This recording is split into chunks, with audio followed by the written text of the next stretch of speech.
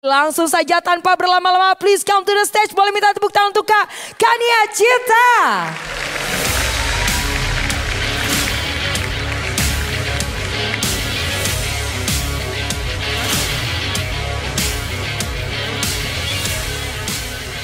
Duh, deg-degan banget ya. Rame ternyata. Ferry tadi kayak lagi nyapres ya. Ya udah anggap aja gue di sini nyawapres kali ya. Karena tadi Ferry udah cerita tentang ide dari Malaka Project. Kalau lo lihat di sosial medianya, Malaka Project selalu bilang kita mau membangun masyarakat baru. Di sini gue mau cerita tentang paradigma masyarakat baru. Nah, kita mulai dari sini dulu. Pada tahun 1925 itu event sebelum Sumpah Pemuda ya. Kalau lo ingat pasti kayak titik pertama kali ide Indonesia ada tuh kayaknya dikenal orang-orang tuh Sumpah Pemuda. Padahal tahun 1925 sebelum itu Tan Malaka yang namanya kita jadi nama project ini itu udah bikin sebuah buku yang berjudul Narde Republik Indonesia. Yang dalam terjemahannya tuh menuju Republik Indonesia. Jadi dia udah keluarnya dengan ide Indonesia itu di usia yang muda banget, 27 tahun. Setahun lebih muda dari gue. Di buku itu, Tan Malaka mengkonsepkan Republik Indonesia yang dia bayangin tuh harusnya kayak gimana sih gitu ya. Wujudnya gitu. Singkatnya, dia pengen mewujudkan yang dia sebut sebagai masyarakat adil makmur. Tapi ide dia di Narde Republik Indonesia tadi tuh baru cangkangnya gitu, baru bentuk masyarakatnya gimana sih. Dia belum cerita tentang isinya. Orang-orang kayak apa yang harus mengisi cangkang itu. Nah baru pada tahun 1943 dia jelasin itu. Dia cerita tentang apa sih yang seharusnya ada di dalam alam jiwa dan pikiran manusia Indonesia yang mengisi Republik Indonesia yang adil makmur tadi. Dalam sebuah buku yang berjudul Madilog. Nah ini mungkin bukunya dia yang paling terkenal ya. Banyak yang menyebut ini magnum opusnya Tan Malaka. Kepanjangannya materialisme, dialektika, dan logika. Jadi yang kemarin komen di rubrik gue Madilog yang bilang, oh ini mabok sambil dialog gitu. Enggak ya. Madilog tuh materialisme, dialektika, dan logika. Kata Tan Malaka di situ, Indonesia yang adil makmur itu nggak akan bisa tercapai kecuali manusia Indonesianya tuh bermadilog, bermaterialisme, berdialektika, dan berlogika. Nah dari bab awal banget yang dia tekenin paling penting itu materialisme. Jadi dari awal dia udah mulai dengan materialisme. Apa sih yang dimaksud dengan materialisme ini? Gampangnya materialisme itu cara memandang dunia yang berpijak pada fakta dan hal-hal yang konkret, yang jelas bisa dibuktiin. Nah ini ya kuncinya di sini. Kalau ada masalah ya Tan Malaka itu ngejabarin. Jadi kalau kita kena masalah tuh harusnya kita cari nih solusinya yang konkret di sini gitu. Penjelasannya apa, sebabnya apa. Bukan di dunia lain atau alam goib yang kita nggak tahu ya ada atau enggak, bener atau enggak, ngaruh ke realitas hidup kita. Gue nggak bilang salah, gue nggak bilang nggak ada. Gue bilang nggak tahu ya, jadi mungkin kita belum tahu ya kan. Nah jadi kata dia harusnya tuh kita cari nih penjelasan yang kita bisa buktiin, yang kita bisa observasi gitu kan. Di dunia tempat kita hidup sekarang. Nah kata Tan Malaka sumber ketertinggalan dan keterbelakangan masyarakat Indonesia itu yang dia sebut sebagai logika mistika. Logika mistika, apa sih yang dimaksud dengan logika mistika? Nah menurut gue ini bahasanya bagus banget. Jadi di situ Tan Malaka cerita tentang cara berpikir masyarakat Indonesia yang umum tuh yang dimana kita tuh berpikir tidak berbasis hal-hal yang bisa dipertanggungjawabkan kebenarannya gitu. Jadi kayak misalnya ada orang kena penyakit tertentu yang aneh terus langsung oh ini dikirim bala nih dari musuh bisnisnya dia gitu ya.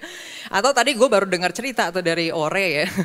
Katanya di mana tuh ada ya kan buka katanya laku banget terus langsung dibilang oh itu ada pesugihan nih gitu.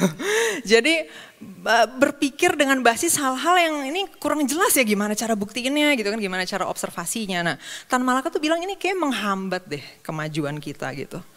Yang dikerjakan oleh Malaka Project itu sebetulnya berbasis dari gagasan-gagasan yang disampaikan Tan Malaka tadi.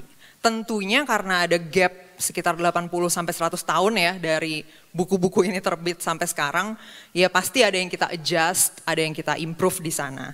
Nah, tapi pada dasarnya kita mengambil gagasan-gagasan Tan Malaka ini sebagai pijakan pendidikan kita. Tadi kan Ferry udah bilang ya ini gerakan pendidikan ya pasti harus ada arahnya dan kira-kira nilai-nilai ini yang kita bawa. Pemikirannya ini tuh sebenarnya sekarang jadi semakin relevan. Kenapa kayak gitu? Pertama gini, jadi 50 tahun terakhir ya, kehidupan yang kita alamin ini tuh sebenarnya kehidupan yang anomali kalau dibandingin dengan kehidupan sebelum itu. Jadi kalau lo ngerasa kayak kita hidup nyaman banget gitu ya, mungkin ada internet, ada barang-barang yang murah, beli barang tinggal ngeklik, apa segala macam lah. Intinya segala kemudahan, segala kenyamanan yang kita alamin selama 50-60 tahun terakhir ini, itu sebenarnya sebuah anomali dalam sejarah panjang spesies manusia kira-kira 300.000 tahun gitu. Jadi baru 50-60 tahun ini aja nih kita nyaman gitu. Gue akan meng-highlight beberapa hal ya. Yang pertama ada globalisasi, kita hampir bisa dibilang menghilangkan lah gitu batas-batas antar negara dalam perdagangan. Nah itu akhirnya jadinya gadget lo bisa jadi makin murah karena setiap aktivitas ekonomi bisa memilih cost terkecil di negara manapun gitu. Ya, gue mau bikin handphone, mana nih negara paling murah buat produksi ini gitu kan. Nah jadi harga barang bisa lebih murah, beli barang bisa gampang, lo tadi beli dari negara lain bisa langsung nyampe gitu kan. Nah itu salah satu highlight dari 50 tahun terakhir ya. Terus yang kedua adalah pertumbuhan populasi yang konsisten naik. Jadi selama 50 tahun lalu tuh populasi naik terus gitu ya.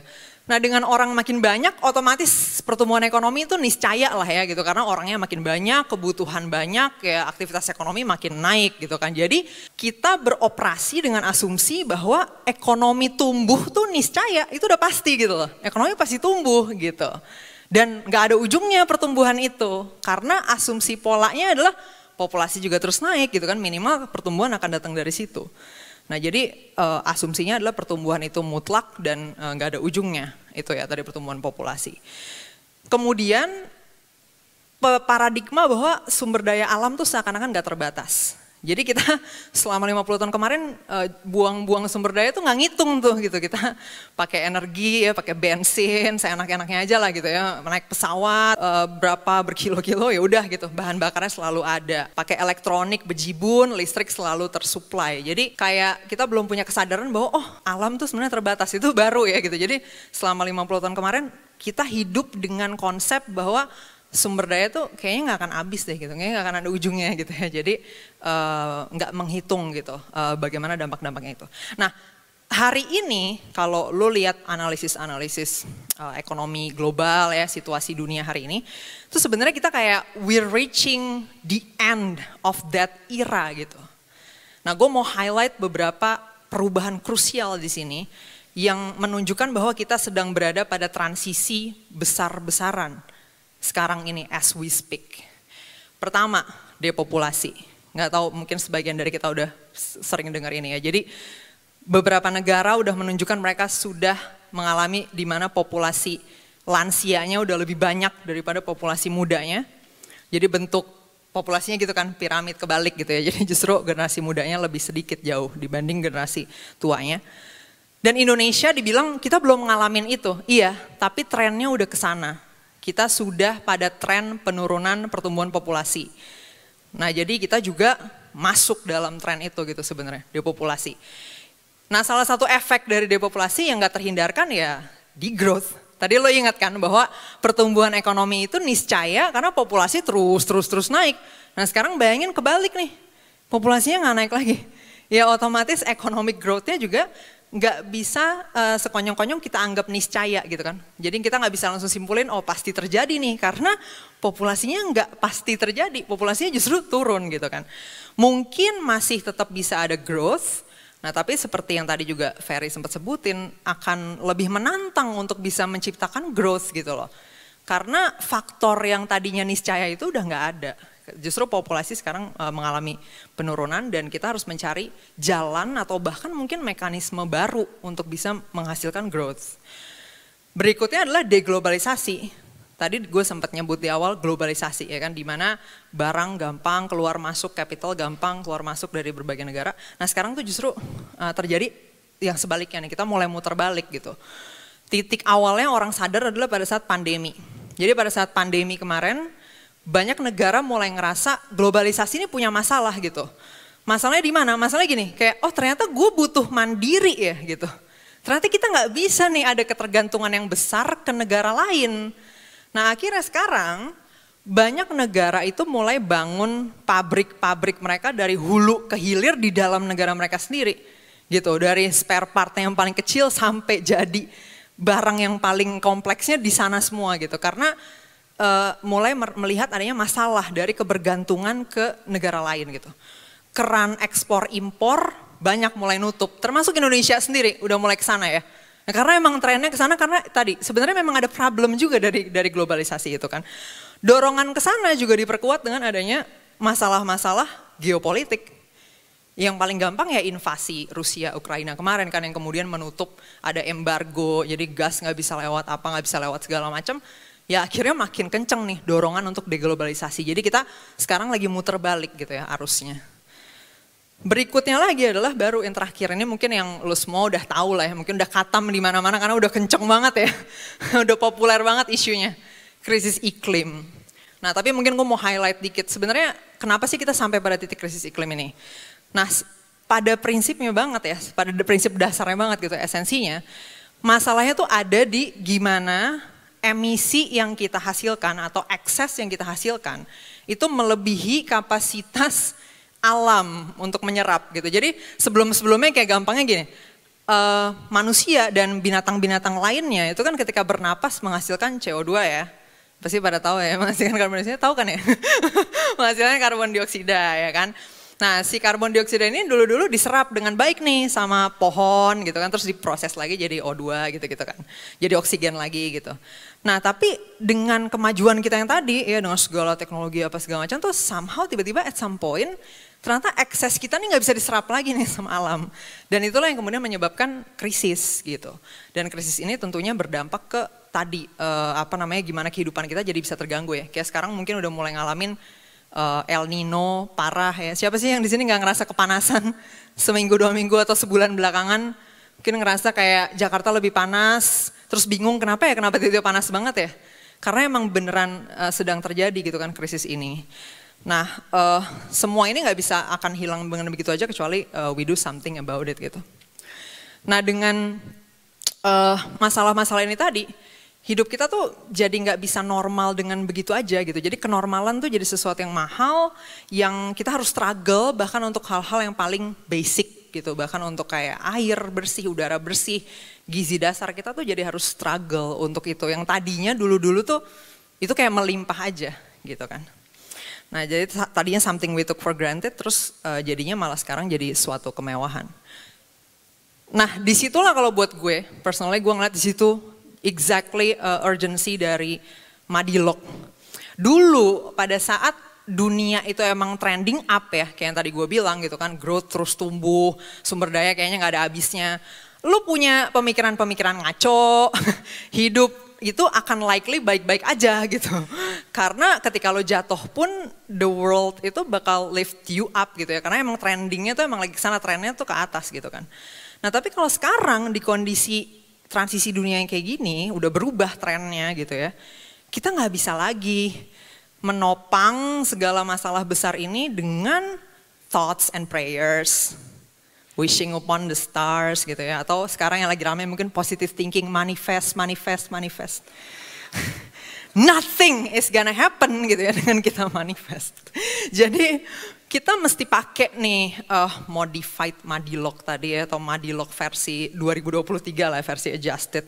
Untuk ngebangun peta realitas yang akurat tentang dunia gitu. Ini sebenarnya cara kerjanya gimana sih? Kenapa terjadi kayak gini? Kenapa terjadi kayak gitu? Yang benar gitu kan. Dan jadi kita dari situ bisa nyari nantinya solusi konkretnya buat masalah-masalah tadi. Kita mesti punya kemampuan berpikir rasional untuk kemudian bisa bikin keputusan berbasis fakta dan nalar yang benar. Jadi kita nggak terjebak lagi nih dengan proses berpikir atau berdebat yang nggak ada ujungnya gitu kan. Nggak penting itu berdebatin hal yang nggak konkret. Nggak jelas juga bisa diobserv atau enggak, jadi basis-basisnya tuh jelas gitu, penalaran dan faktanya. Ini yang gue sebut sebagai paradigma masyarakat baru. Jadi kata Tan Malaka, paradigma ini adalah kunci terciptanya masyarakat adil makmur gitu. Jadi kata dia manusia Indonesia tuh harus bebas dulu nih dari belenggu penjajahan, Tapi sangat spesifik dia bilang bukan cuman yang memenjarakan tubuh ya, tapi yang memenjarakan pikiran. Yang ngasih koridor berpikir kita tuh jadinya cuman di sini doang dan bikin kita nggak bisa ngelihat realitas as it is gitu. Nah kata dia kita harus bebas dulu dari ini untuk bisa mewujudkan masyarakat adil makmur tadi. Dan untuk mewujudkan masyarakat baru itu ya yang mau kita bangun ini, gue nggak bisa sendiri dan definitely nggak bisa dengan orang-orang keren di Malaka Project ini gitu ya, udah ada 8 orang keren sangat hebat pun gak cukup. Gue butuh kita semua bareng-bareng mengadopsi dan menyebarluaskan paradigma tadi dari ujung timur Indonesia sampai ke ujung barat. Sekian dari Kania, thank you.